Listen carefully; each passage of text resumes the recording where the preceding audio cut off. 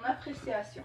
Dans le fond, moi, j'ai trouvé que l'histoire était vraiment dure à lire, puis que c'était vraiment émouvant, là, tu sais, par bout, tu te demandes comment quelqu'un peut vivre ça, là. On peut aussi beaucoup se mettre dans la tête du personnage. On sait à tout moment qu'est-ce qu'elle pense, qu'est-ce qu'elle veut faire pour essayer de se sortir de là, puis comment qu'elle se sent, puis des choses comme ça, là.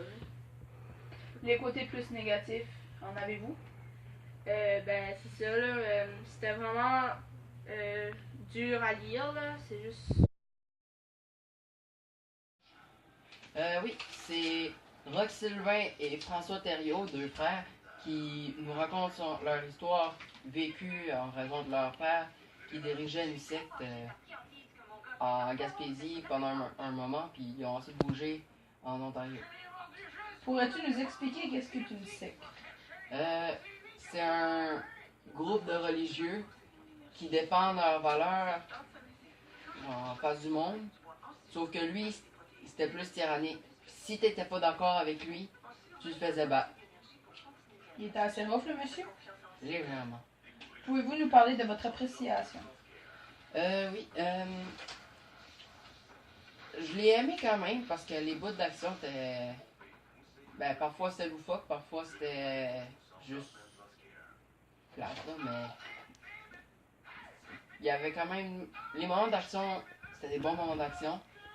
Puis les moments loufoques, étaient vraiment drôles. Mais les parties que j'ai moins aimées, c'est que les moments entre les actions, genre entre deux actions, il va y avoir longtemps qu'ils parlaient juste, puis ça avait juste. C'était désintéressant. Ok. Y a-t-il un extrait qui vous a marqué? Oui, c'est. Roch Thériault, dit Moïse, le père de Roch Sylvain et François, il s'était dit que lui-même était chirurgien. Sauf que tous ces chirurgiens, toutes ces chirurgies, il les faisait quand il était ivre. Donc, un moment donné, pour punir quelqu'un qui battait un enfant, il avait décidé de lui faire la castration pour lui enlever tout le mal de son corps. Et l'homme a mouru, évidemment. Parce que tout ça a été fait à froid.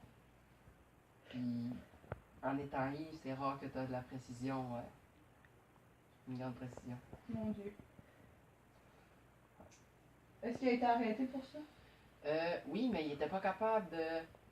C'était juste plus tard, puis c'est même pas pour ces motifs-là qu'il a été arrêté. Roch Thériault a été arrêté en 1991. Il était chef de sa secte de 1977 à 1989. Après ça, elle a été démantelée parce que Roch avait été sous une enquête.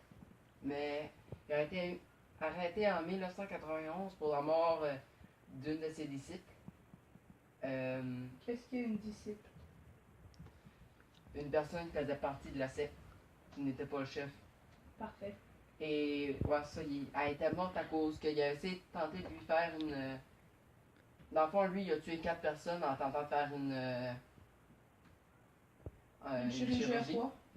À froid, en étant ivre, les 4. Il y en a une qui a essayé de lui faire une amputation, elle est morte. Et même chose pour la fille pour laquelle il a été arrêté.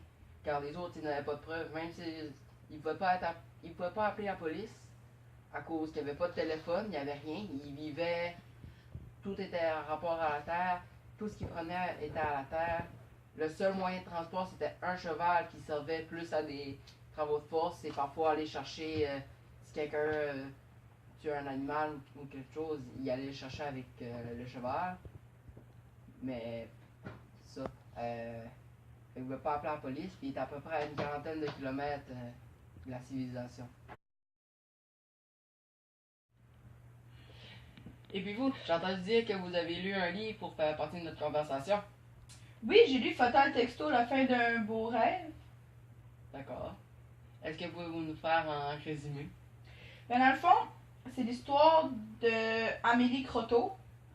Un peu avant ses 20 ans, elle a fait un accident de route parce qu'elle textait à son chum « Oublie pas ton lunch ».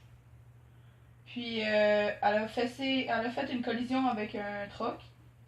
Puis elle a été transportée à l'hôpital d'urgence. Elle a eu 27 fractures au bras et aux jambes.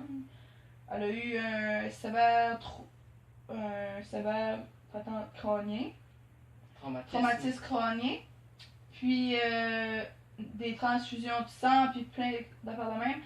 Elle a eu 9 mois à l'hôpital d'enfants de Saint-Jésus.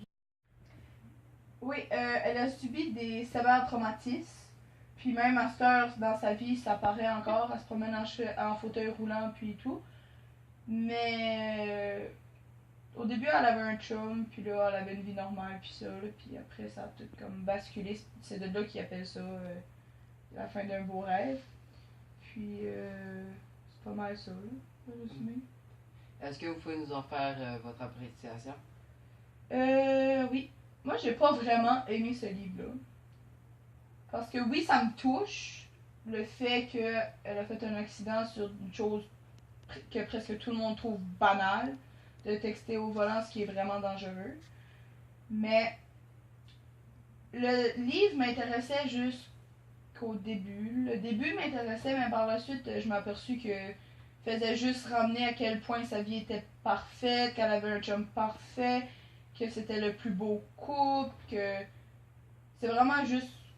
C'est basé quasiment sur une histoire de conte de fées. Mais en vrai, c'est sa vraie vie.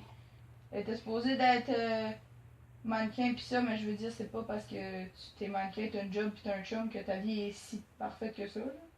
Fait que je sais que du jour au lendemain, devenir handicapé, ça peut être dur à prendre, mais de là à toujours revenir sur le avant de l'accident, mais je trouve ça un peu trop, là. Merci d'être venu à mon émission Vitana et Jacob. De rien. On se retrouve la semaine prochaine pour une autre émission de Ratatouille avec une nouvelle mascotte.